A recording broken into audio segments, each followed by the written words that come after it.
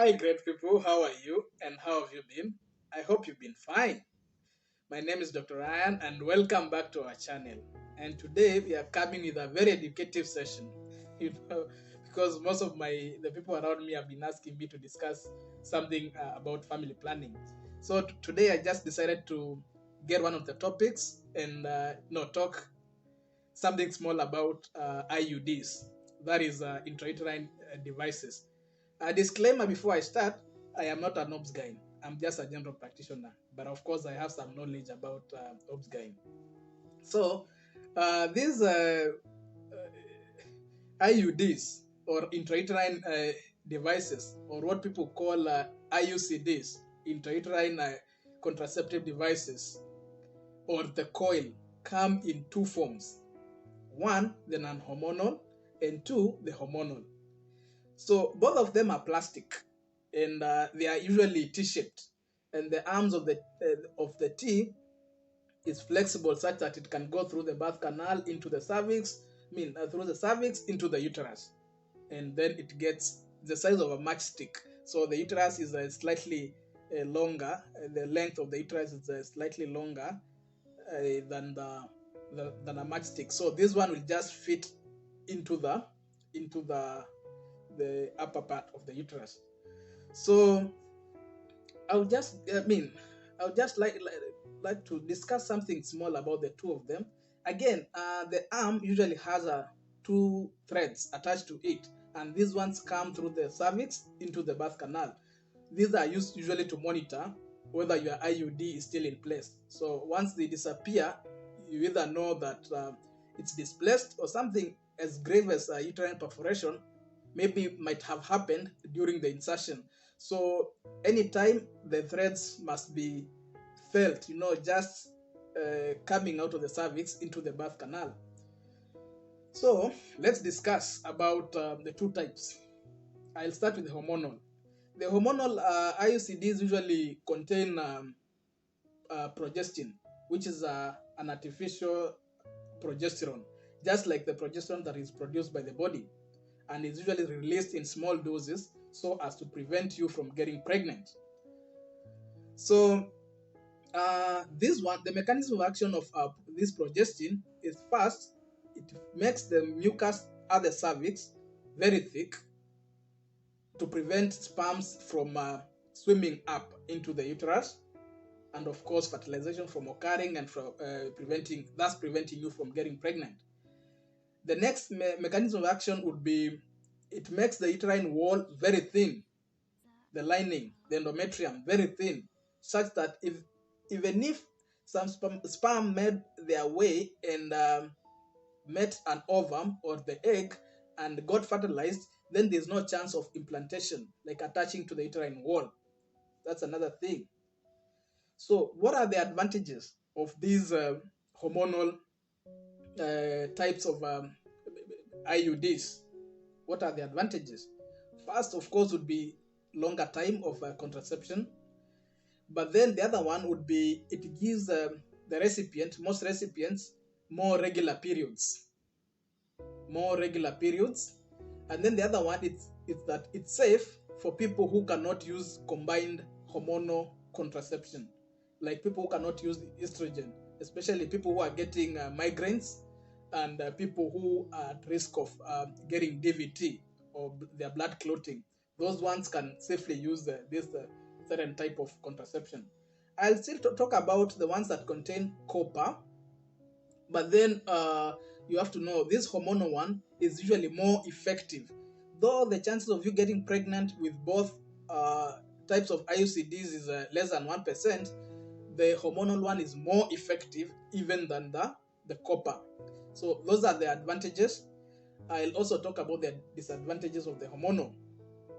The first one being, it's not good for people who have pelvic infections.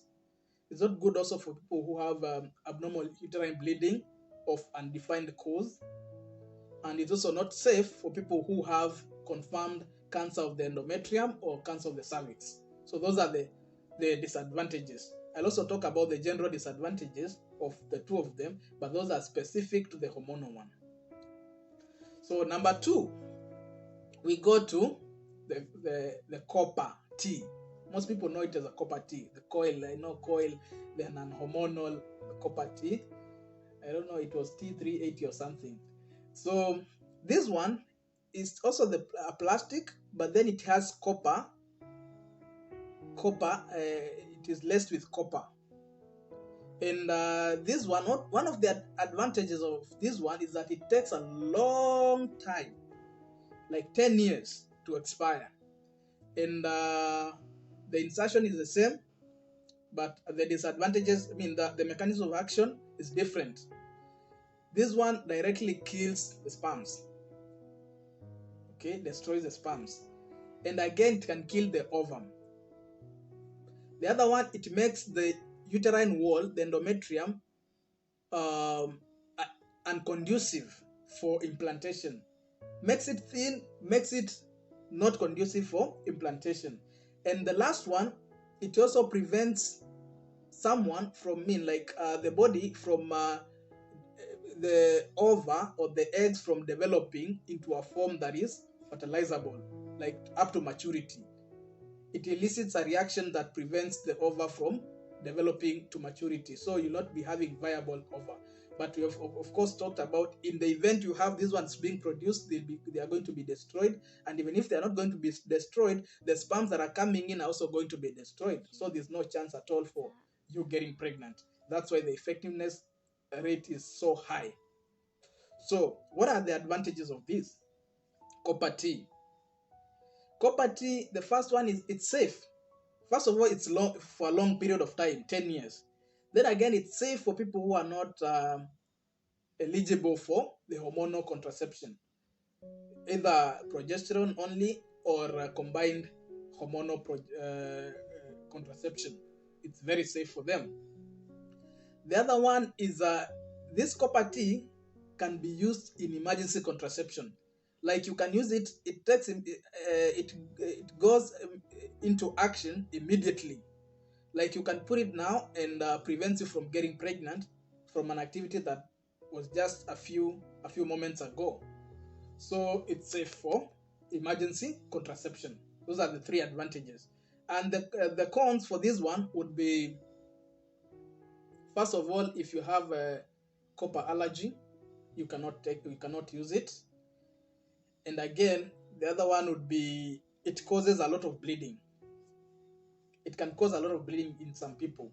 Again, it's from one person to another, but then predictability is that copper T would cause more bleeding, either menstrual bleeding or even intramenstrual bleeding, than the hormonal one. The hormonal one, again, has an advantage of even making periods disappear. Not disappearing because you're pregnant, but disappearing because it regulates your periods and makes the periods lesser and more regular. And in some time, it can make them disappear. The only con being that during this disappearance, you can have spotting in between your periods, and this one gets people anxious. And but it's not something to worry about because it's normal. So those are some of the advantages. So now I'll go to the general ones. General for both the copper T and the hormonal, the progesterone, the advantages and then the disadvantages, and then I think we can call it a day for today. So basically, both of these IUDs have the advantages of one. Just before I go to both of them, I would like to just enlighten you on the types of the hormonal IUDs that we have. We have Mirena. It's the most commonly used, and this one can last up to 6 years. Then we have Kylina. Yes. Kylina, it's 5 years. Then Lelata is 4 years. Then we have the Skylar, 3 years. So we have Mirena, Kylina, Leleta, and Skylar. Both of them all of them coming from 6 years to 3 years. Then copper, like I said, is 10 years. So now we can go straight to the combined IUDs advantages and disadvantages. So the first one would be longevity. These ones, like they give you time. They give you time. From 3 years to 10 years, you are safe from protected from getting pregnant. The other one is affordability. Because if you are only going once in 10 years, then it's affordable than people who are using condoms, people who are using everyday pill. So it's more affordable. The other one is there's a very low chance for human error. Like you don't get to forget. Like with the pills, you can forget to take today, tomorrow, but with the coil, it's already there, so you are not forgetting anything about it. The other one would be protecting you from pregnancy-related health issues. Yeah, like someone who is at risk if they get pregnant, they are at risk of certain conditions, like people who are getting eclampsia, people who are getting pregnancy-related complications. It protects it protects you from getting that. And the last one is the effectiveness. Of course, we've talked about 0. No, less than 1%. Both of them are effective. So the disadvantages, again, the the pain, but this is from one person to another. The pain that comes with the insertion of the IUD, because we don't normally use any analgesia or anesthesia when we are inserting this. The other one is people who use IUCDs are at increased risk of getting PID, pelvic inflammatory disease. So you should be very vigilant on your health when you get an IUCD, and more so your sexual health, reproductive health. You should be cautious about it. The other one is, of course, if it gets displaced and it comes out or it gets displaced, so you are at risk of getting pregnant. So you should be vigilant again, checking, doing those imaging to just make sure that your IUD is in place. And the last one is complications. In the event you got pregnant, something happened and you got pregnant when you have an IUD, you are at risk first of early pregnancy abortions, miscarriage, getting preterm labor in case you carry your pregnancy to term, and also getting infections.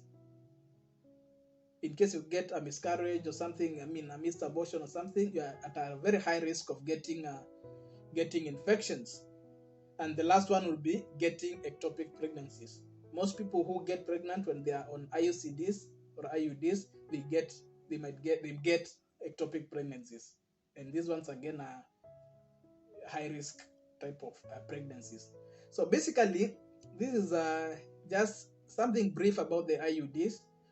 If you have any question, you can put your comment down there. We'll be here to help you,